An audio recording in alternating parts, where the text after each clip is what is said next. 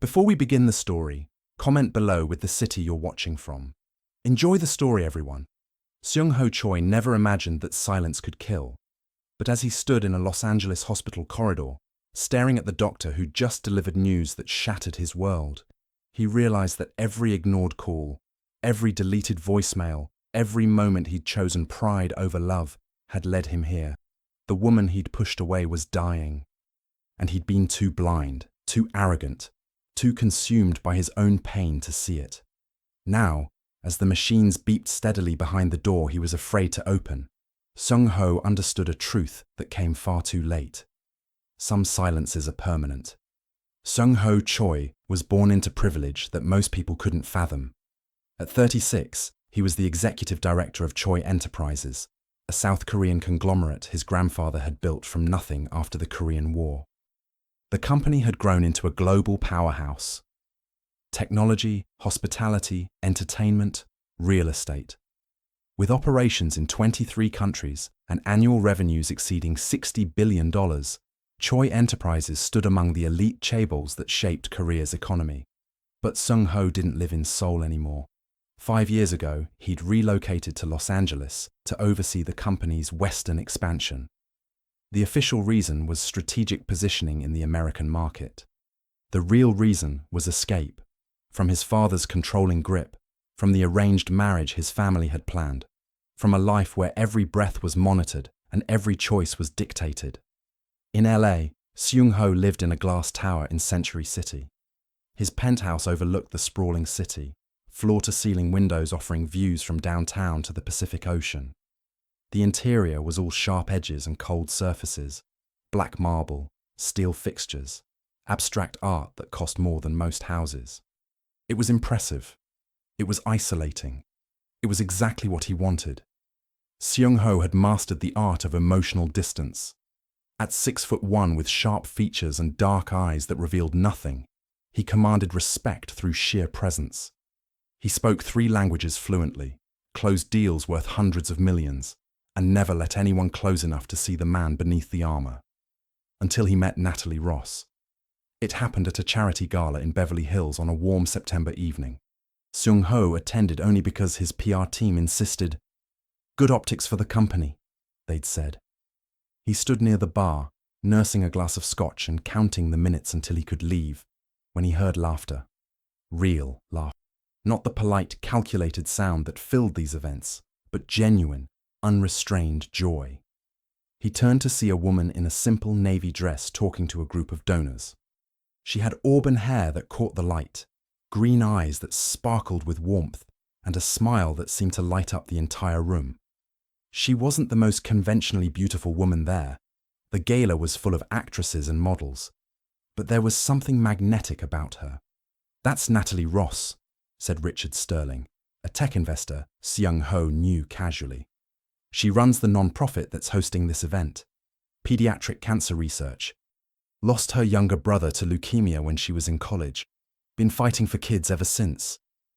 Seung-ho watched as Natalie moved through the room with ease, making each person she spoke to feel like they were the only one there. There was no pretense, no calculation, just authentic warmth.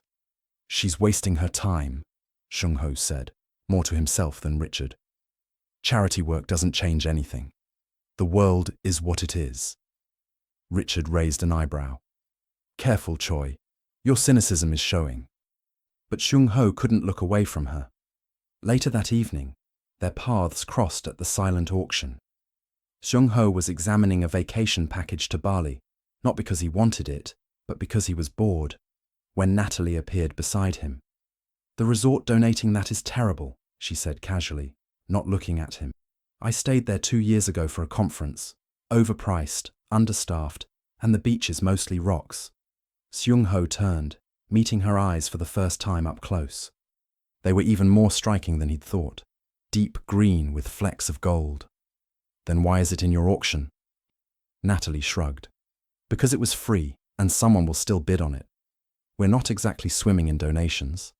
She extended her hand. "Natalie Ross. You're Seung-ho Choi, right? Choi Enterprises." Her handshake was firm, confident. "I am." I've been trying to get a meeting with someone from your company for 6 months, Natalie said with a slight smile. Your corporate giving coordinator keeps telling me you don't fund medical research. We don't. Why not? Seung-ho was taken aback by her directness. Most people tiptoed around him, especially when asking for money. Because there are thousands of organizations asking for funding. We focus on education and technology infrastructure. Both admirable, Natalie said, her tone genuine. But kids with cancer can't wait for better infrastructure. They need treatment now. They need research now. They need hope now. There was no manipulation in her voice, no guilt trip, just simple truth. I'm sure your cause is worthy, Miss Ross, but it's not my cause, Natalie interrupted gently. It's their cause, the kids, the families, the doctors trying to save lives with outdated tools and insufficient funding. She paused, studying him. But I can see I'm wasting your time. Enjoy the gala, Mr. Choi. She walked away before he could respond, leaving him standing there with an unfamiliar feeling, like he'd just failed a test he didn't know he was taking. Seung-ho watched her for the rest of the evening. He told himself it was just curiosity, nothing more. But when the gala ended, and he saw her loading boxes into a beat-up Honda in the parking lot while wearing that elegant dress, something made him approach. Let me help, he said, taking a box from her hands before she could protest. Natalie looked surprised, but stepped aside. Thank you. These are the leftover auction items that didn't sell. I'm taking them to a senior center downtown. They can use them for their fundraisers. They loaded the car in silence.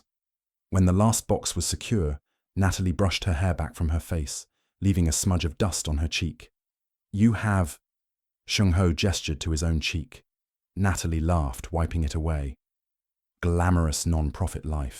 1 minute you're schmoozing millionaires, the next you're basically a delivery driver. Why do you do it? Seung-ho asked.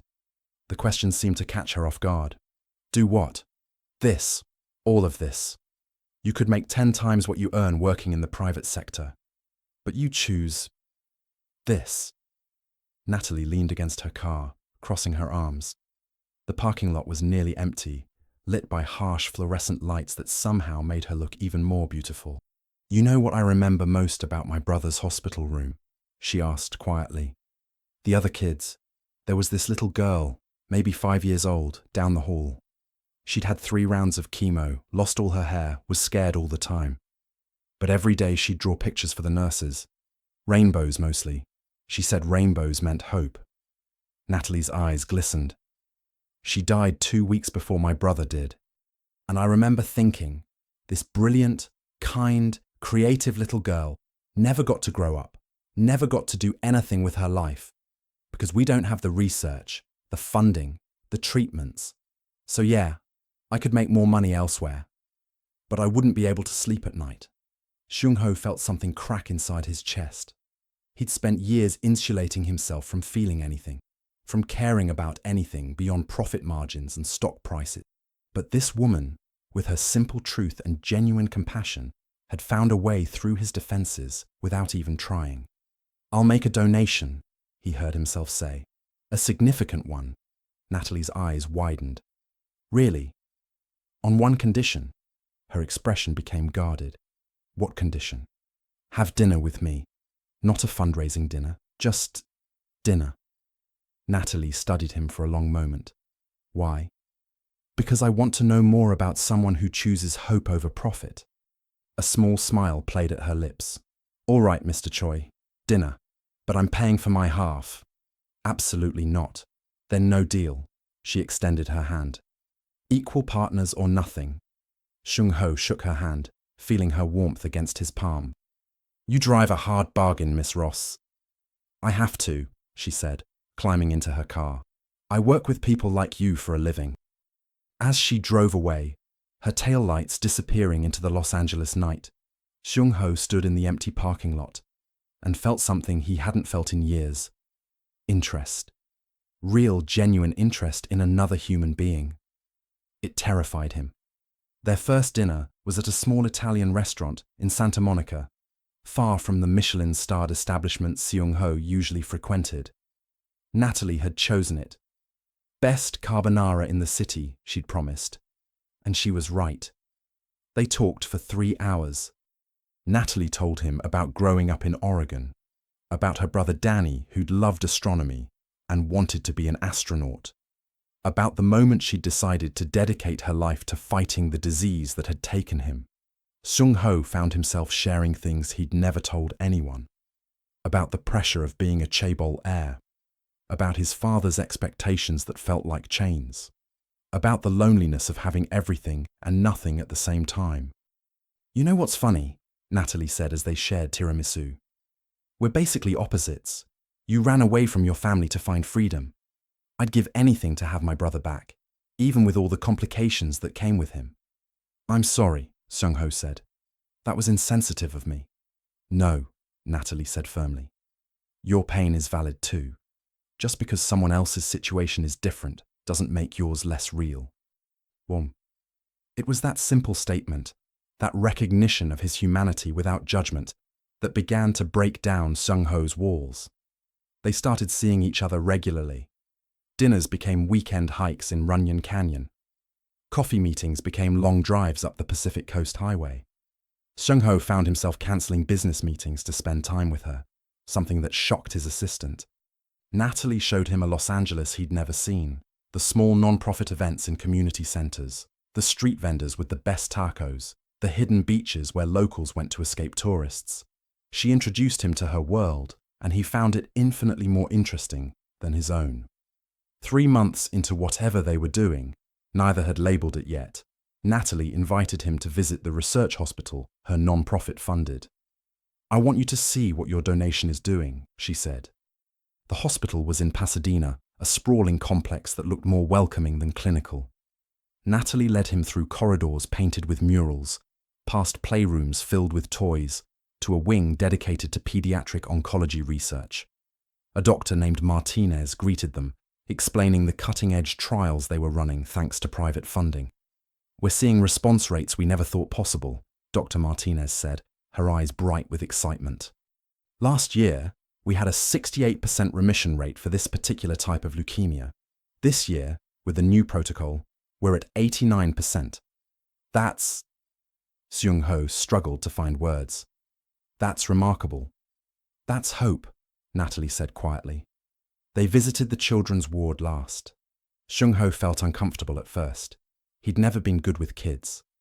But Natalie moved through the rooms with practiced ease, knowing each child's name, remembering details about their lives. A little boy named Marcus, 7 years old and bald from chemotherapy, showed Seung-ho a Lego spaceship he'd built. "My dad says when I'm better, we're going to Florida to see a real rocket launch," Marcus said, his eyes shining. "Do you like rockets?" Seung-ho knelt down to the boy's level. "I do. My company is actually investing in private space technology." "Really?" Marcus's whole face lit up. "That's so cool. Are you going to go to space?" "Probably not," Seung-ho admitted. "But maybe when you're older, you could work for our space division. We could use someone who builds rockets this well." Marcus beamed, clutching his Lego creation. As they left the hospital, Seung-ho was quiet. Natalie didn't push, just walked beside him to the parking lot. "Thank you," Seung-ho said finally, "for showing me that." "Thank you for caring," Natalie replied. That night, Seung-ho wrote a check that made his CFO call him in a panic. "Sir, this is $10 million. To a single non-profit. I need authorization from the board." "It's my personal money," Seung-ho said. "Not company funds. Process it." He sent the check to Natalie with a note. "For Marcus and kids like him. For hope." She called him crying. "Seung-ho, I don't know what to say. Say you'll have dinner with me tomorrow." "I'll do better than that," Natalie said. "Come over, I'll cook." That evening at Natalie's small apartment in Silver Lake was the first time Seung-ho felt like he'd found home. The space was tiny compared to his penthouse, a one-bedroom with mismatched furniture and walls covered in photos of the children she'd helped. But it felt warm, lived in, real. Natalie made spaghetti from scratch, flour dusting her nose as she rolled out pasta dough. Seung-ho sat at her small kitchen counter, watching her work, feeling something unfamiliar settle in his chest. Peace. After dinner, they sat on her balcony, barely big enough for 2 chairs, drinking wine and watching the city lights. "Can I ask you something?" Natalie said. "Anything. Why did you really leave Korea?" Seung-ho was quiet for a long moment. "My father had chosen a wife for me, daughter of another chaebol family. The marriage would have strengthened both companies, created strategic advantages. She was beautiful, educated, perfect on paper. But you didn't love her," Natalie said softly. "I didn't know her, and she didn't know me. We were chess pieces in a corporate game." He paused. "I told my father I wouldn't do it, that I wanted to choose my own life. He told me I was being selfish, childish, that personal happiness was irrelevant compared to family duty. So you left." "So I left. Took the LA position and told him I'd run the American operations, but on my terms. We haven't spoken in 3 years." Natalie reached over, taking his hand. "That must have been incredibly hard." "It was necessary." Seung-ho looked at their intertwined fingers. "But sometimes I wonder if he was right, if I am selfish." "You're not selfish," Natalie said firmly. "You're human. You wanted a life where you could make your own choices, love who you want to love. There's nothing wrong with that." The words hung in the air between them. Love who you want to love. Seung-ho turned to her, this woman who'd somehow become the center of his world. "Natalie!" She kissed him before he could finish. It was soft, tentative, perfect. When they pulled apart, Seung-ho rested his forehead against hers. "I'm not good at this," he admitted. "At letting people in." "I know," Natalie whispered. "We'll figure it out together." And for 6 perfect months, they did. Seung-ho had never been happier. For the first time in his life, he looked forward to coming home, not to his empty penthouse, but to wherever Natalie was. They spent every free moment together, and Seung-ho found himself transforming in ways he never thought possible. He started attending Natalie's non-profit events, not as a donor, but as a partner. He met the families she helped, learned their stories, began to understand the impact of the work she did. Natalie integrated into his world too, though she found it more challenging. At corporate dinners, she was polite, but clearly uncomfortable with the wealth on display. When Seung-ho's business associates made dismissive comments about charity work, she bit her tongue, but he could see it bothered her. "Your world and mine are very different," she said one night after a particularly lavish company gala. "I know," Seung-ho admitted. "Does that bother you?" Natalie considered the question carefully. "Sometimes. But then I remember that you came from that world and still chose to care. That gives me hope." Hope. It always came back to that word with her. 4 months into their relationship, Seung-ho's father called. It was late evening in LA, early morning in Seoul. Seung-ho saw the caller ID and felt his stomach tighten. He hadn't spoken to Chairman Choi in over 3 years. "Father," Seung-ho answered in Korean. "It's time to stop this foolishness," Chairman Choi said without preamble. "You've had your rebellion. Now come home." "I am home. Los Angeles is not your home. Korea is your home. Your family is your home. And it's time to fulfill your responsibilities." Seung-ho's jaw clenched. "I have responsibilities here. The American operations can be handled by someone else. I need you in Seoul. The board is questioning my leadership. They see your absence as weakness. You will return, and you will take your proper place in the company." "No." The silence on the line was deadly. "What did you say?" Chairman Choi's voice was dangerously quiet. "I said no. I'm not coming back. I have a life here, Father. A real life." "You have a woman there," Chairman Choi said, and Seung-ho's blood ran cold. Of course his father knew. Chairman Choi made it his business to know everything. "Yes," Seung-ho said. "I do. This non-profit worker, this American girl with no family connections, no wealth, nothing to offer you. She offers me something you never could," Seung-ho shot back. "Genuine care, Real connection. Love. Chairman Choi laughed, but there was no humor in it. Love. You sound like a child. Love doesn't build empires, Seung-ho. Love doesn't maintain family legacy. Love is a luxury we cannot afford. Then I'll afford it myself. If you choose her over your family, there will be consequences. Is that a threat? It's a fact. Choose wisely, my son. You have 1 week to make your decision. The line went dead. Seung-ho sat in the darkness of his penthouse, his hands shaking. He knew his father wasn't bluffing. Chairman Choi had built his empire through ruthlessness and absolute control. If Seung-ho refused to return, his father would find ways to punish him.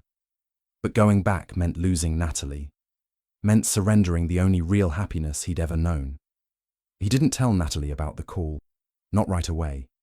He told himself he was protecting her, but really, he was afraid. Afraid she'd tell him to choose his family. Afraid she'd see him as weak for even being torn.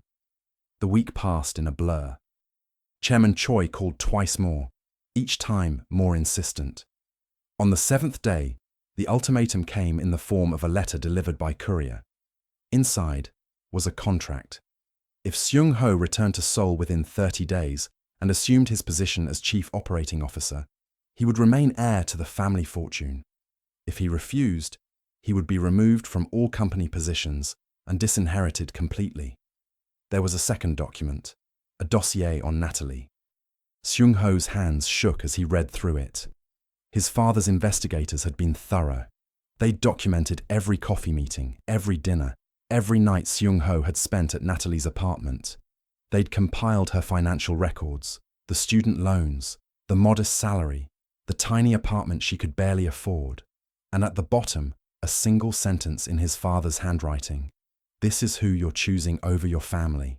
That night, Seung-ho couldn't sleep.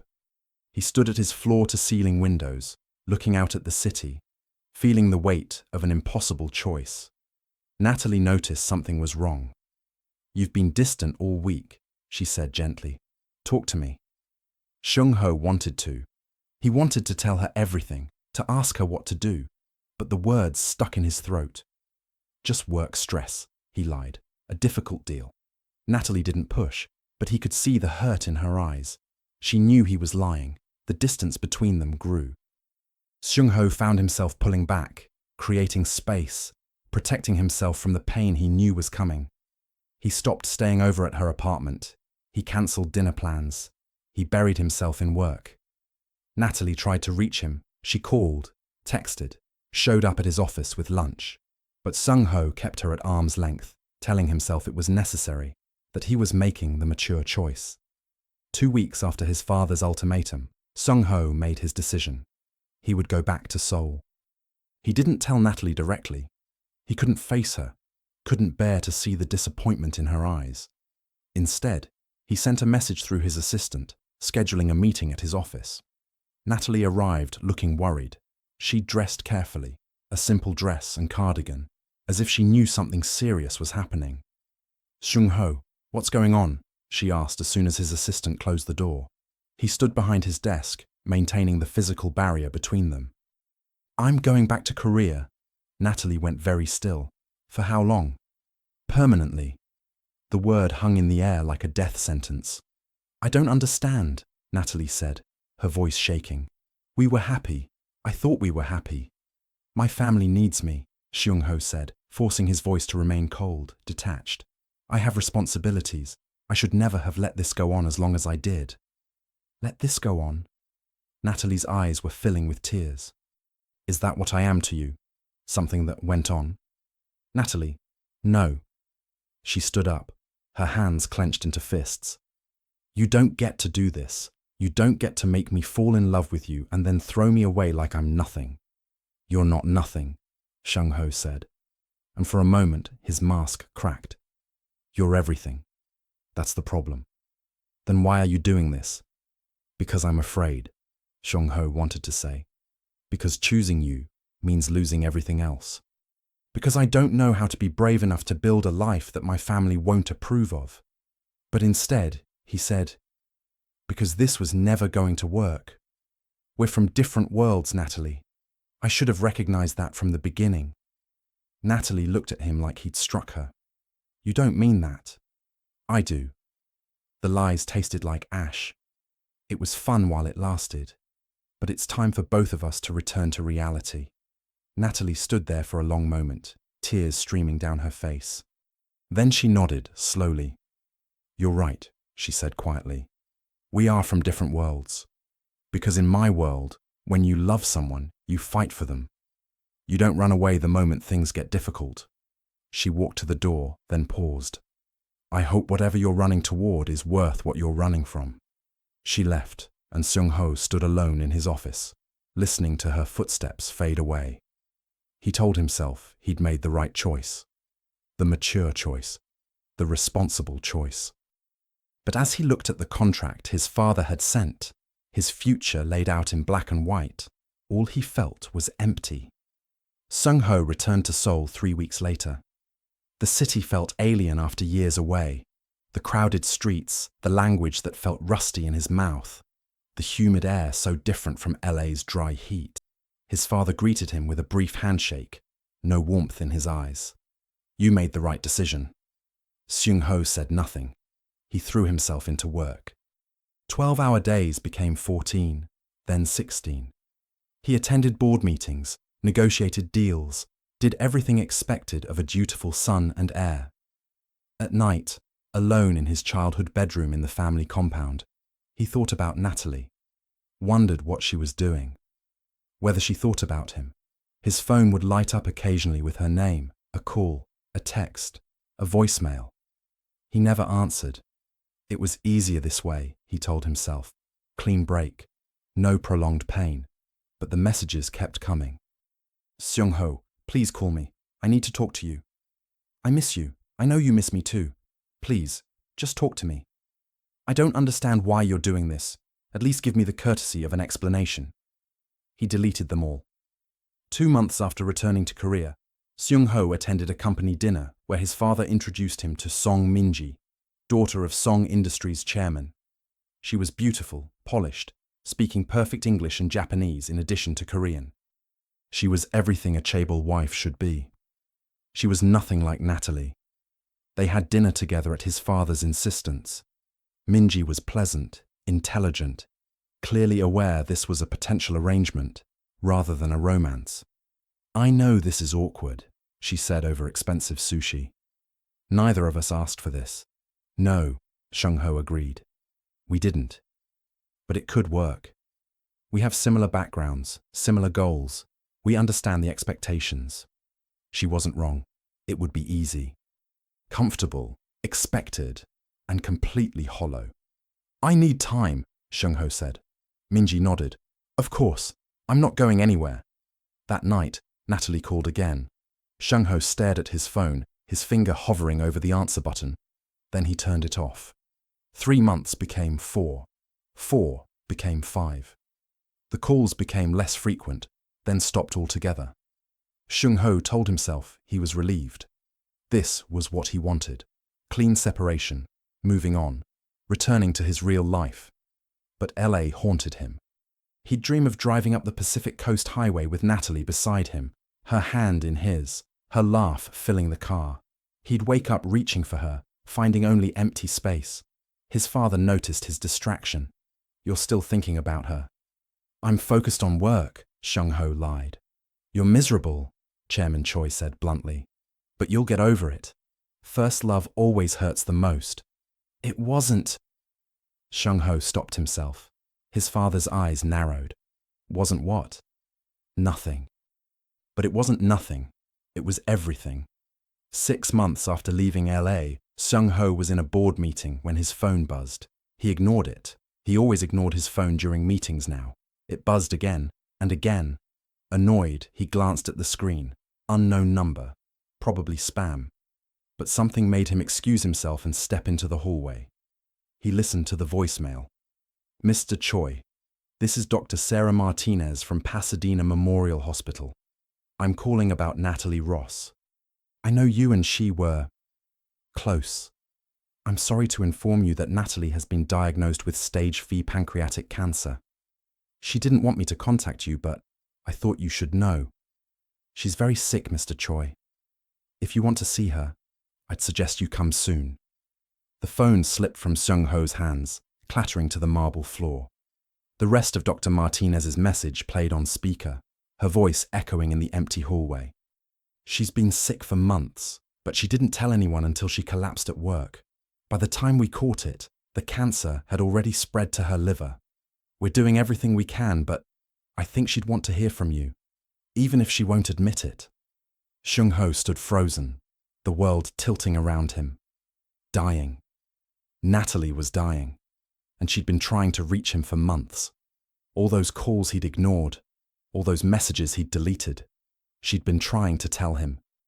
Seung-ho ran back into the boardroom, grabbed his laptop and briefcase without a word of explanation, and left.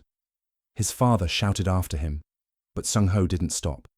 He called his assistant from the car. "Book me on the next flight to Los Angeles. I don't care what it costs." "Sir, you have the merger presentation tomorrow." "Cancel it. Cancel everything." 13 hours later, the longest 13 hours of his life, Seung-ho walked through the doors of Pasadena Memorial Hospital. Doctor. Martinez met him in the waiting area. She looked exhausted, her eyes red-rimmed. "Thank you for coming," she said quietly. "I wasn't sure you would." "How bad is it?" Seung-ho asked, his voice barely working. Dr. Martinez's expression told him everything before she spoke. "We've done 3 rounds of chemo. The tumors aren't responding. We're making her comfortable, but..." She trailed off. "Weeks maybe, not months." Seung-ho felt his knees weaken. He gripped the back of a chair to steady himself. "She doesn't know I called you," Dr. Martinez continued. "She made me promise not to. She said you'd made your choice, and she respected that." "What room?" "Mr. Choi, you should know. She's very weak. She's lost a lot of weight, and the treatment has been rough on her. She might not want to see you." "What room?" Seung-ho repeated. 314. "But please, be gentle with her. She's been through enough." Seung-ho walked through the hospital corridors, as if in a dream. This was the same hospital Natalie had brought him to, where he'd met Marcus and seen the research her work funded. Now she was here, as a patient, dying. He stood outside room 314 for a full minute, his hand on the door handle, terrified of what he'd see on the other side. Finally, he pushed it open. The room was dim, curtains drawn against the afternoon sun. Medical equipment beeped softly. And there, in the bed, was Natalie. Dr. Martinez had warned him, but nothing could have prepared Seung-ho for this. Natalie had always been vibrant, full of energy and life. The woman in the bed looked like a ghost of her. She'd lost at least 30 pounds, her face gaunt, her skin pale. Her beautiful auburn hair was gone, lost to chemotherapy.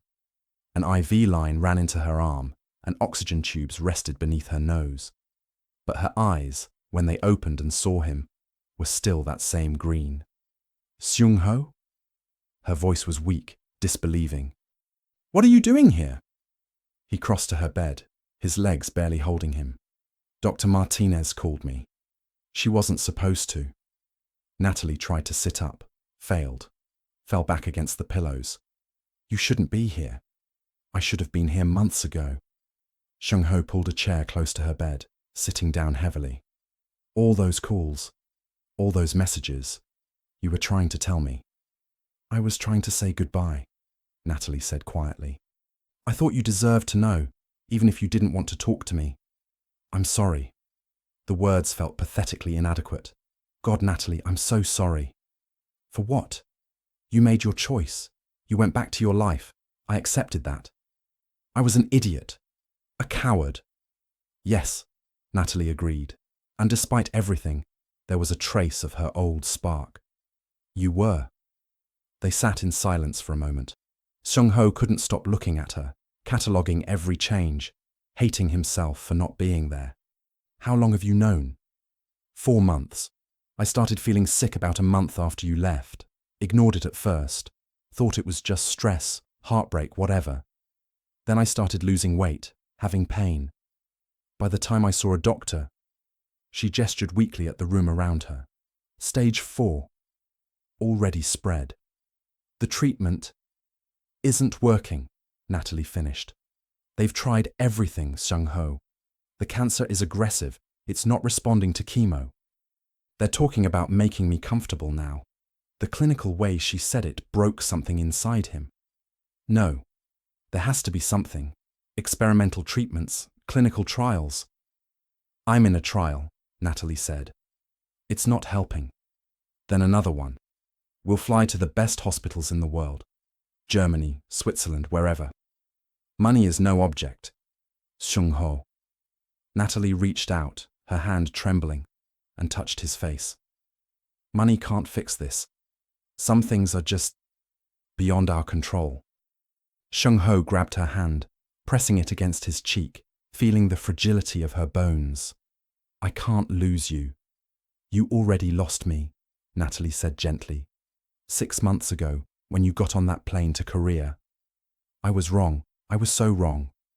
Why did you do it? For the first time, her voice broke. Why did you just leave? Why did you stop answering my calls? Seung-ho closed his eyes, shame washing over him. My father gave me an ultimatum. Come back to Korea and take my place in the company, or lose everything. My position, my inheritance, my family. I thought I was making the mature choice, the responsible choice. You were running away, Natalie said. I know that now. I told myself I was protecting my future, but really I was just afraid. Afraid of choosing a life my family wouldn't approve of. Afraid of being brave enough to build something new. He opened his eyes, looking at her. You were right about me. I'm from a world where we don't fight for what we want. We calculate costs and benefits, and I calculated wrong. Natalie was crying now, silent tears running down her hollow cheeks. I needed you. When I found out I was sick, when I was going through treatment, when I was terrified and alone, I needed you, and you were just gone. I'm here now, Seung-ho said desperately. Now is too late. The words hit him like a physical blow, because she was right. He'd had his chance, and he'd thrown it away. Now all he could do was watch her slip away. I know I don't deserve it, Seung-ho said. But let me stay, please. Let me be here for whatever time is left. Natalie studied his face for a long moment. Then she nodded, too exhausted to argue. Seung-ho stayed. He moved into a hotel near the hospital and spent every waking moment at Natalie's side. He held her hand through the pain, helped her eat when she could keep food down, read to her when she was too weak to hold a book herself. The guilt was crushing. Every moment with her was a reminder of the months they'd lost, the time he'd wasted being afraid. Dr. Martinez pulled him aside one morning. I'm glad you're here. She's been so alone through this. What about her friends, her co-workers? They visit when they can, but most people don't know what to say. It's easier to stay away. Dr. Martinez paused. She hasn't let anyone get as close as she's letting you. I don't deserve that. Maybe not, but she's giving it anyway. That's who she is. Seung-ho learned Natalie's routines. He knew when the pain medication wore off, when she needed ice chips, when she wanted quiet, and when she wanted distraction. He learned to read the monitors, to recognize the signs of a bad day versus an okay day. There were no good days anymore. One afternoon, Natalie woke from a nap to find Seung-ho sitting by the window, staring out at the parking lot. What are you thinking about? She asked, her voice raspy. Everything, Seung-ho admitted. All the time we wasted, all the things I should have said. Tell me now. He turned to look at her. Even now, ravaged by disease, she was beautiful to him. I love you, he said. I have from that first night at the gala when you told me the Bali resort was terrible. I loved you when you showed me the hospital, when you made me spaghetti in your tiny kitchen, when you challenged me to be better than I was. I loved you when I left, even though I was too much of a coward to admit it. And I love you now, even though I know I don't deserve to. Natalie's eyes filled with tears. I love you too. I never stopped, even when I wanted to. I'm sorry I wasn't brave enough sooner. I'm sorry I'm running out of time. Seung-ho moved to her bedside, carefully sitting on the edge so he wouldn't jostle her. If I could go back— We can't go back, Natalie interrupted gently. We only have now. So they focused on now. They talked about memories, their first dinner, their drives along the coast, the day at the hospital when Marcus had shown him the Lego spaceship. They talked about the life they might have had if Seung-ho had been braver, if Natalie had been healthier. I would have married you, Seung-ho said one night. I had a ring picked out. I was going to propose at the beach in Malibu. Then my father called and I panicked. I would have said yes, Natalie whispered. I had it all planned, where we'd live, how we'd merge our lives. I was going to tell you the night you ended things. They grieved together for the future that would never happen. Weeks passed. Natalie grew weaker. The pain medication increased. She slept more, spoke less. Dr. Martinez pulled Seung-ho aside. It's time to talk about end-of-life care. She's eligible for hospice. How long? Days. Maybe a week. Seung-ho felt the world tilt. Not enough. Not nearly enough.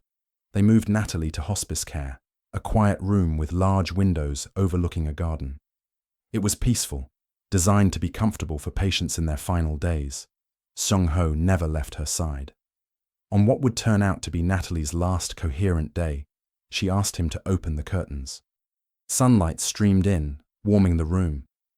Tell me about Korea, she said. What do you want to know? Everything. I want to know about the place you came from. So, Seung-ho told her. About the streets of Seoul, the food, the traditions. About his childhood, the pressure, the expectations. About the beauty of his country that he'd spent so long running from. It sounds wonderful, Natalie said. I wish I could have seen it. I wish I could have shown it to you. She smiled. Paint me a picture. So he did. He described the cherry blossoms in spring, the way they'd fall like pink snow, the night markets with their bright lights and delicious smells, the mountains that surrounded the city, ancient and eternal. Natalie listened, her eyes closed, a small smile on her face. Thank you, she whispered. That night, Natalie slipped into unconsciousness. The nurses said she could still hear, so Seung-ho talked to her. He told her he loved her. He told her he was sorry. He told her about all the things he wished they'd done together. He held her hand, feeling her pulse grow weaker. At 3:47 a.m. on a Tuesday morning, Natalie took her last breath. Seung-ho felt it, the moment she left. The hand he was holding went limp, and the steady beep of the heart monitor became a long, flat tone. A nurse came in, gently turning off the machines. I'm so sorry, she said quietly. Seung-ho sat there, still holding Natalie's hand, unable to let go. This was it. She was gone. And he'd wasted so much time. Dr. Martinez found him an hour later, still sitting there, tears streaming silently down his face. Seung-ho, she said gently, you should go. Get some rest. I can't leave her. She's not here anymore. What you're holding is just— it's not her. But Seung-ho couldn't let go. If he let go, it meant accepting that she was really gone, that he'd never hear her voice again, never see her smile, never get another chance to tell her he loved her. Finally, Dr. Martinez called someone from hospital administration. They carefully, respectfully, separated Seung-ho from Natalie's body. As they led him out of the room, Seung-ho looked back one last time. I'm sorry, he whispered to the still form on the bed. I'm so sorry I wasn't brave enough sooner. Natalie's funeral was small but beautiful. It was held at the same Pasadena hospital where she'd worked, in the memorial garden dedicated to children who'd passed. Dozens of families attended. Parents of children Natalie had helped. Kids who'd survived because of the research she'd funded. Doctors and nurses whose work she'd supported. Seung-ho stood in the back, listening as person after person talked about Natalie's impact. How she'd fought for their children, how she'd given them hope when they had none, how she'd changed their lives. She gave my daughter 3 more years, one mother said, crying. 3 years we wouldn't have had without Natalie's work. My girl got to go to middle school, to make friends, to be a kid, because of her.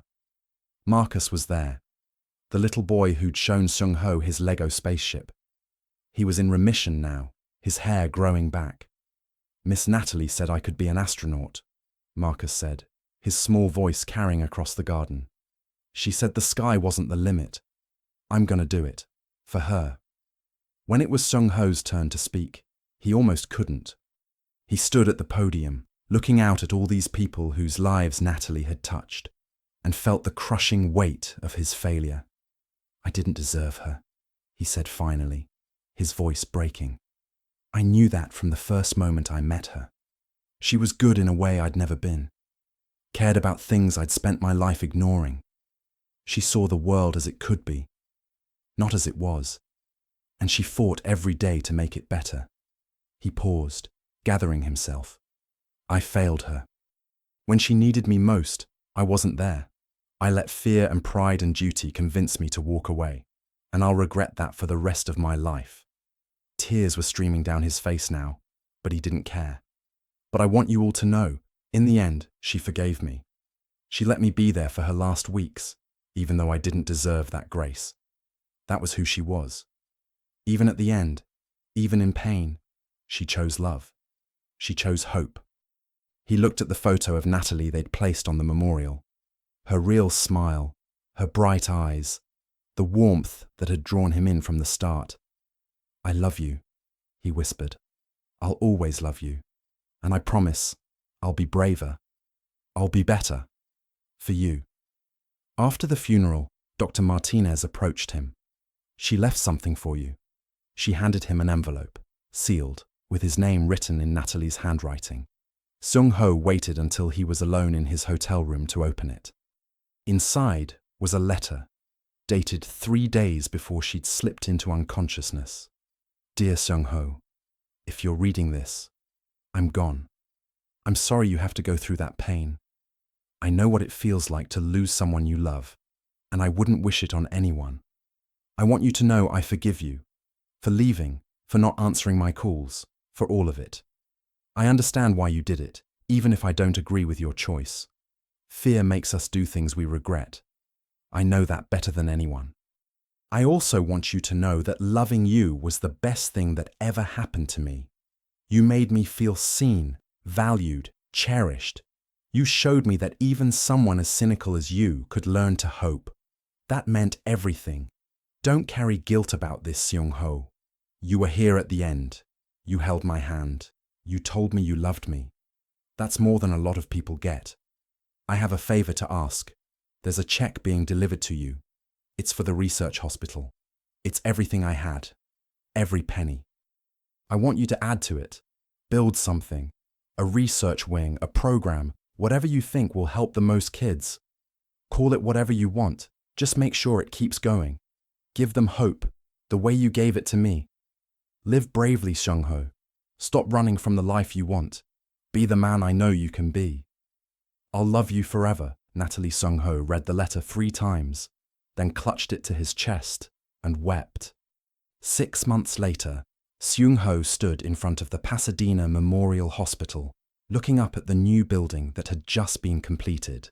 The Natalie Ross Center for Pediatric Cancer Research was 5 stories of cutting-edge facilities, labs, treatment rooms, a space for clinical trials.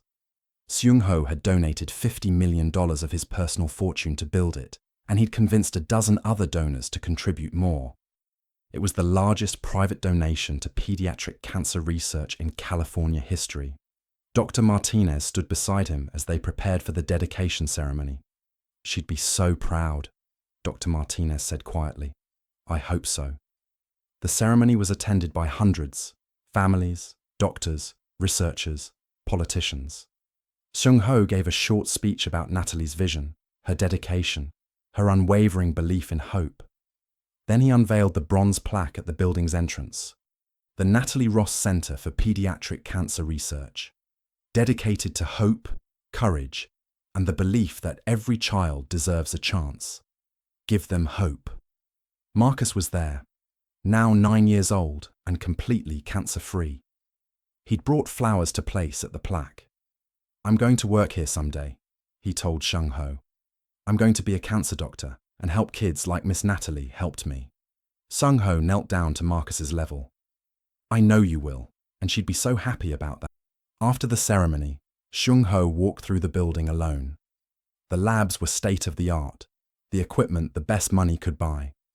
Researchers were already beginning their work, starting trials that could save countless lives. This was Natalie's legacy. Hope made tangible. That evening, Seung-ho returned to his hotel room and made a phone call he'd been putting off. His father answered on the second ring. Seung-ho, I heard about your donation. That's a significant amount of money. It's what she wanted, Seung-ho said. You're still in Los Angeles. I am, and I'm staying. Chairman Choi was quiet for a moment. The board can replace me. I resign from my position as COO. I'll remain on the American operations, but on my terms. You're throwing away your inheritance. I'm choosing my life, Seung-ho corrected. Something I should have done a year ago. Another long silence. Then, surprisingly, his father said, She must have been extraordinary. She was. I'm sorry you lost her. It was the closest thing to an apology Seung-ho had ever received from his father. Thank you, Seung-ho said quietly. After he hung up, Seung-ho sat on the hotel balcony, looking out at the Los Angeles skyline. This city had given him Natalie. It had given him the happiest months of his life, and it had taught him the hardest lesson he'd ever learned. Love required courage. Real courage, not the courage to close deals or build empires, but the courage to be vulnerable, to choose connection over control, to fight for what mattered, even when it was terrifying. He'd learned that lesson too late to save what he had with Natalie, but he'd learned it, and he'd spend the rest of his life honoring it. Seung-ho pulled out his phone and looked at the last photo he had of Natalie, taken in her hospice room, her smiling despite everything, his hand in hers. I love you, he whispered to the image. I'll always love you, and I promise, I'm going to be brave now, the way you always were. The city lights blurred as tears filled his eyes. But there was something else there too, beneath the grief. Gratitude. For the time they'd had. For the lessons she'd taught him. For the love that had transformed him even as it broke his heart. Natalie had given him hope. Now it was his turn to give that gift to others. 1 year after Natalie's death, the Ross Center announced its first major breakthrough. A new treatment protocol, funded by Natalie's donations and Seung-ho's continued support, showed a 94% remission rate for a particularly aggressive childhood leukemia. Seung-ho attended the press conference, standing in the back as Dr. Martinez explained the research. This wouldn't have been possible without Natalie Ross, Dr. Martinez said, emotion in her voice. Her vision, her dedication, her unwavering belief that we could do better. That's what drives this work. Every child who benefits from this treatment owes their life to her legacy. After the conference, a woman approached Seung-ho. She was young, maybe 25, with kind eyes. Mr. Choi, I'm Emma Harris. I wanted to thank you. For what? My little sister was diagnosed with the same cancer this treatment targets. 3 months ago, we thought we were going to lose her. Now, because of this protocol, she's in remission. She's going to live. Emma's eyes filled with tears. You and Miss Ross gave my sister her life back. I don't know how to thank you for that. Seung-ho felt his throat tighten. Natalie would have wanted that. Saving kids like your sister. That's what she lived for. Did you love her? Emma asked quietly.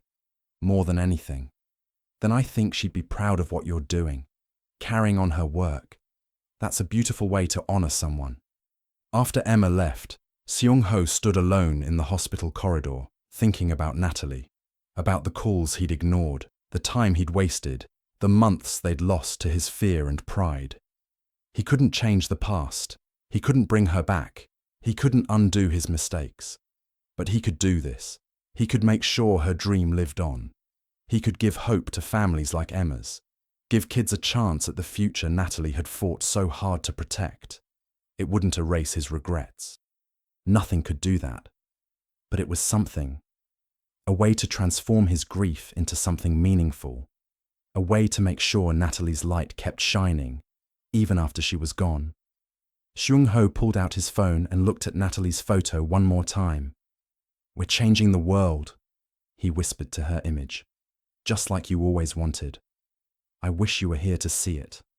But in a way she was. In every child who survived because of her work. In every family that got more time together. In every researcher who refused to give up because she'd shown them hope was possible.